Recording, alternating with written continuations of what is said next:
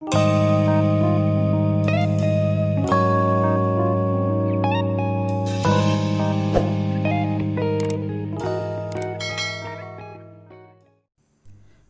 kita masuk soal nomor 1 dan nomor 2 ya. Nomor 1, dalam proses fotosintesis, CO2 bereaksi dengan air, menghasilkan.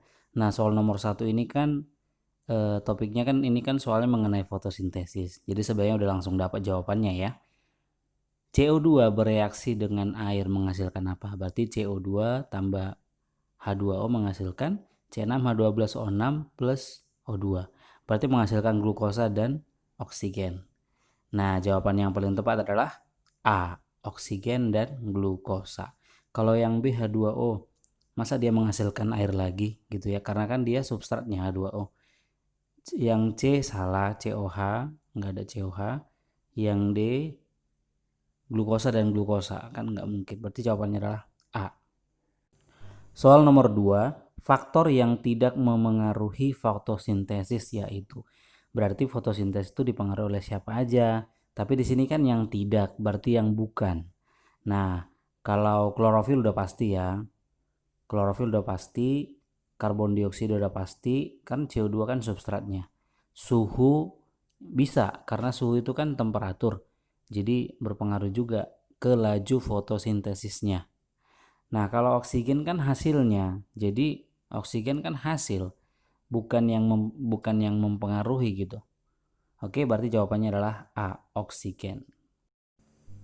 Soal nomor 3, kloroplas berfungsi sebagai. Nah, dia nanya fungsi kloroplas. Di dalam kloroplas itu kan terdapat klorofil. Berarti bisa juga mengatakan fungsi klorofil. Klorofil itu kan berfungsi untuk menangkap atau menyerap energi yang ada di cahaya matahari. Kalau menyerap oksigen enggak. Oksigen itu kan dihasilkan. Kalau menyerap CO2 itu kan menyerap CO2 kan CO2 dari udara ya. Kurang pas juga. Itu biasanya nanti di reaksi gelap itu fiksasi ya, pengikatan CO2. C, menyerap cahaya matahari. Ini yang benar. Dan ini terjadi di reaksi terang ya. D, menyerap air. Bukan. Berarti jawabannya adalah C. Soal nomor 4. Tujuan utama dilakukan percobaan Ingenhouse adalah untuk mengetahui. Nah, ini ada gambar percobaan si Ingenhouse. Percobaan Ingenhouse itu menggunakan tumbuhan hidrilla. Jadi dimasukkan hidrilla ke dalam beker gelas atau gelas beker, kemudian di dalamnya sudah ada air. Di dalamnya si hidrilla itu dia dimasukkan posisi di dalam corong yang terbalik, kemudian nanti ada pengaitnya seperti gambar ini. Nah, dibiarkan beberapa saat maka akan muncul yang namanya gelembung di bagian atasnya si tabung reaksi ini. Nah, gelembung itu adalah oksigen. Jadi tujuannya untuk mengetahui apakah ada oksigen. Nah, kita lihat kembali ke soal. Untuk mengetahui apa tujuan dari percobaan Ingenhouse. A. Fotosintesis menghasilkan oksigen. Inilah jawabannya ya. B. Fotosintesis membutuhkan air. Salah. C. Fotosintesis menghasilkan glukosa. Salah, itu di reaksi gelap. D. Fotosintesis menyerap karbon dioksida. Berarti jawaban yang paling tepat adalah A. Fotosintesis menghasilkan oksigen yang gelembung udara tadi. Soal nomor 5. Berikut beberapa ahli yang telah melakukan penelitian yang berkaitan dengan fotosintesis. Kecuali, nah ini yang bukan ya. Jadi untuk penelitian di fotosintesis itu biasanya ada 3 orang. Yang tadi ada si Ingenhouse, kemudian ada si Sachs, ada si Engelmann. Kalau Mendel itu adalah bapak genetika, berarti yang bukan itu adalah D, Mendel. Kalau dia si Ingenhouse, dia menggunakan tumbuhan hijau atau hidrilla. Kalau dia Sachs, dia menggunakan daun tumbuhan, contohnya daun keladi. Kalau Engelmann itu dia menggunakan spirogyra ya, sama bakteri aerob ya. Jadi yang paling tepat yang bukan adalah Mendel, D. Soal nomor 6. Di bawah ini merupakan bahan yang diperlukan dalam fotosintesis, kecuali berarti yang tidak diperlukan. Cahaya pasti ya, cahaya benar. Kemudian air perlulah, kan H2O ya, CO2 tambah H2O, karbon dioksida juga perlu. Nah, oksigen tidak, karena itu yang dihasilkan. Jadi jawabannya adalah A, oksigen. Mudah kan?